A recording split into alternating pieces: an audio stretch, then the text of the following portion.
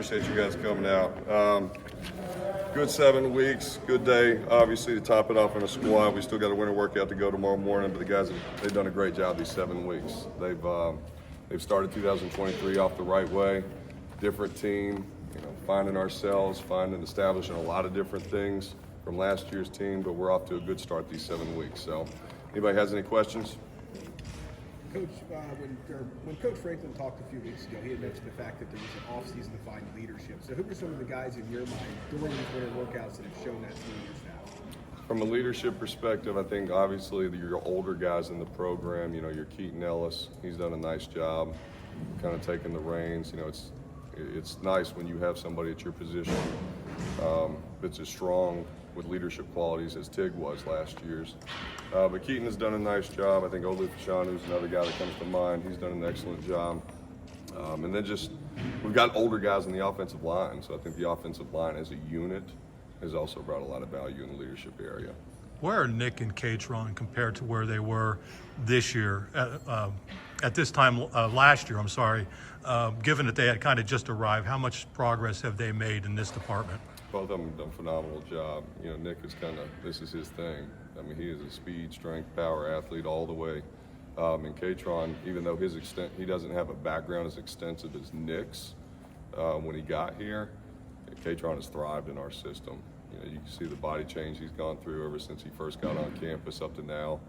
He's done a phenomenal job. So they've still got some deficiencies they need to work on, and they know that. We addressed that at the beginning of the winter, but they're working hard at it. Both of them do a phenomenal job. It looks like Drew Allar's physical development has, advanced a lot since he stepped on campus last year. Can you kind of take us through that process and what your goal was with him?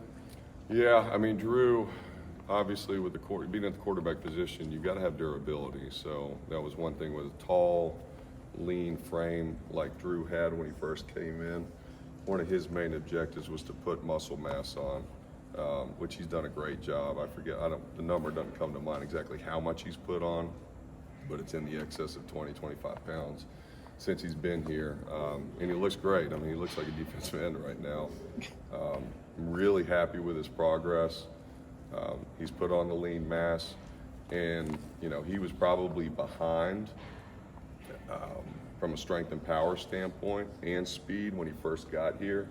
And I tell you what, he's closed the gap on a lot of guys at that position. Bo is kind of an elite person, an elite athlete when it comes to speed, strength, and power. So I think the combination of having, Drew, who was probably behind the curve when he first got here, and having somebody like Bo in the same room and those two in the same class, it's really benefited Drew. You had a lot of, early enrollee guys play last year, a true freshman overall. But in terms of the group that joined you this January, how have they fit in since they got here, and have any of them impressed you individually so far? It's good. It's like the mid-years when each year they get more comfortable. You're so familiar with these guys throughout the recruiting process. By the time they get here, you've been in communication with them. You know what they're doing from a training standpoint. So as far as fitting in and finding their place, they've all done a great job. There's not a whole lot of hesitancy. It takes them about a week or two to kind of figure out the balance of college life. But once they got that figured out, training is training. Once they get to be able to step in here, with the way that we set up our program, I usually take those guys and put them in what we call a developmental program right off the bat, which I think benefits them because they don't have to worry about seeing the older guys in the program work at comparisons. Comparisons will crush people all the time. They don't have to worry about that stuff. They're just in here training as a collective, as the new guys on campus, and they've done a great job. Really happy. Going back to the leadership question, Drew is someone that we've heard a lot about, kind of finding his voice and becoming more vocal. As a quarterback, obviously that's a big part of it. How have you seen him develop in that area this winter? Drew he's done a good job in the sense that he's pushed outside of his comfort zone. By nature, Drew is probably he's not the loudest person you'll ever meet. He's loud on the field when he's commanding the offense, obviously, but just his disposition, his nature, he's not an attention-seeking guy. So he's quiet-natured, but I've seen him during our workouts, during the winter workouts in the weight room. He's made himself uncomfortable, put himself in uncomfortable situations to where he's forced himself to speak up to other guys. So in that sense, I'm really proud of him. How important are these 7 weeks? And not asking about any injuries specifically, but if a guy can't contribute now, can he make up that time later, and how does that work?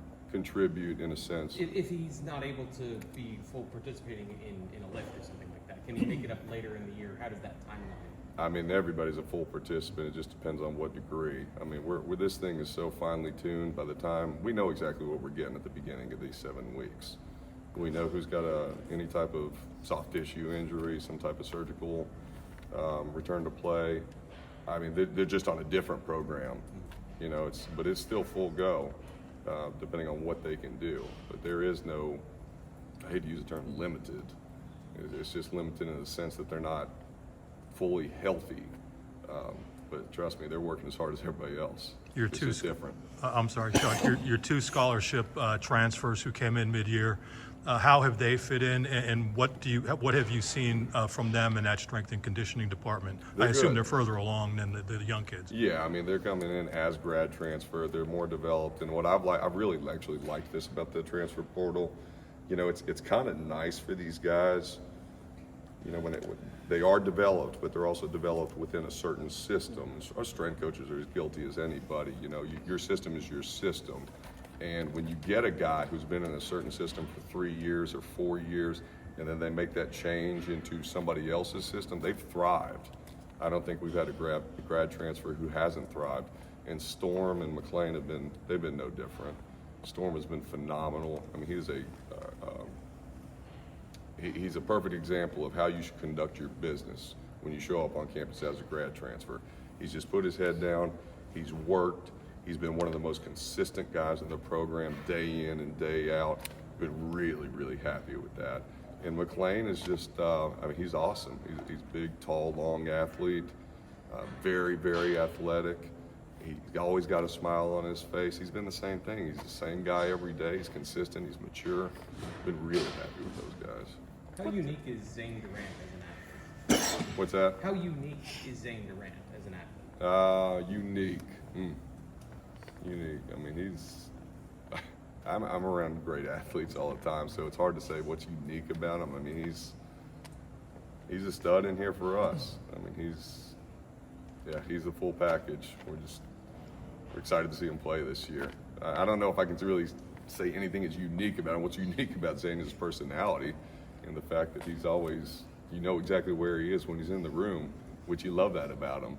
He's got great energy about himself, and he's a catalyst to other guys in here as far as bringing energy. That's what's unique about him. James said last year that a couple of freshmen, Abdul and Denai, was physically ready to play, even though they didn't really enroll early. What have you seen from them, you know, kind of having them this year, and what was kind of the goal? I'm sorry, say Abdul it again. Carter Abdul and Denai. They didn't really enroll last year early. Yep. But James thought they were physically ready to play anyway. So what did you want to get from them? This winter conditioning? From the winter conditioning, I mean, even though, yeah, they're advanced with an on-field skill set, but from a training age standpoint, you know, they're still early in their development. So again, that piece where we're going to come in, we're going to grind them the same as we are everybody else. Their ceilings are just higher than a lot of other guys you work with. That there's not a ton of difference, but they just have high, tremendous ceilings. And we've expected a lot from them as young people in the program from a leadership standpoint. You know, you have different levels of leadership on the team, and you always expect your guys who contribute early like that to take an early leadership role within their class or within that class that's adjacent to them. And I think they've both done a pretty good job with it. I'm happy with them. You haven't had a full calendar year with Chop, but in what ways have you seen him grow? And different kind of end of the spectrum there, but Devon Townley seemingly had an interesting offseason, but physically looks different now. What's Townley's development been like in these 7 weeks? He's been good. I mean, Townley was good. He was obviously, you guys know his story. He wasn't quite sure what his future was going to be, but ever since he's been back in the mix, he's training hard. He's got a body weight goal that he needs to be in order to play defensive tackle for us. You know, he's gonna have to get his weight up. So he's working hard at it. His approach has been great. He's another guy who comes in, he just handles his business. You know exactly what you're going to get every day. And we've told him, I've preached it to him over and over again, as long as he does that every day, he's going to like the results and he's going to like where he ends up. And who was the other one? Chop, yeah. Chop's phenomenal. I mean, he's freaky in nature. He's another one. He's thrived in our system. You know, his twitch, his suddenness, his ability to just change directions, the way that he does, he's phenomenal. So he's been great. I love Chop Robinson. Two more guys. Caden Saunders, someone that came in maybe not ready for the college life. How have you seen him grow mentally and physically over the last year? Well, I think Caden's big thing was when he first got here. You know, he was a highly touted recruit, and he kind of figured it out early. He's like, wow, you know, I got to work. These guys are good too. But one of his biggest goals when he first got here that we addressed early was and he knows this. You know, he was too big. He was overweight for his body composition. So we've been whittling away at his body composition for the past year, and he's done a phenomenal. He's completely changed his body. He looks lean. He's getting stronger in here, and I think with that confidence, he's a different player right now than what he was certainly this time last year. He really started to find his stride during the year, during this past season. I'm really happy with Caden. Going into last season, James admitted that there were some questions about the offensive line. I think most people would agree that it performed as well as it has in several years. What were some of the keys to that in your eyes, if you agree with that? With the offensive line, Yeah. as far as question marks going into Last season, yeah. James basically said, I'm not going to say anything else about it. They're going to prove it on the field. Yeah, I mean, offensive line is one of those positions where it's hard. Like there's a curve there. There's a learning curve there. Most of your contributors usually aren't. You usually don't have your guys come out of high school and contribute to the offensive line. It's just one of those positions on the field that you need seasoned guys in there. And I think last year was a product of they didn't like the results we had the year before with the offensive line, so they were motivated throughout the entire 22 year. They did a phenomenal job, but also they were seasoned, you know, just older guys in the room. And I think, you know, Troutwine's done a phenomenal job. I think Frank Leonard coming in has done a phenomenal job for us. That combination of all those things falling into place at the right time, mixed in with the hard work they put in here, you know, it's just, they're reaping the benefit now. All right, thank you, Chuck. Thank you. Thanks, Chuck. Thanks, guys.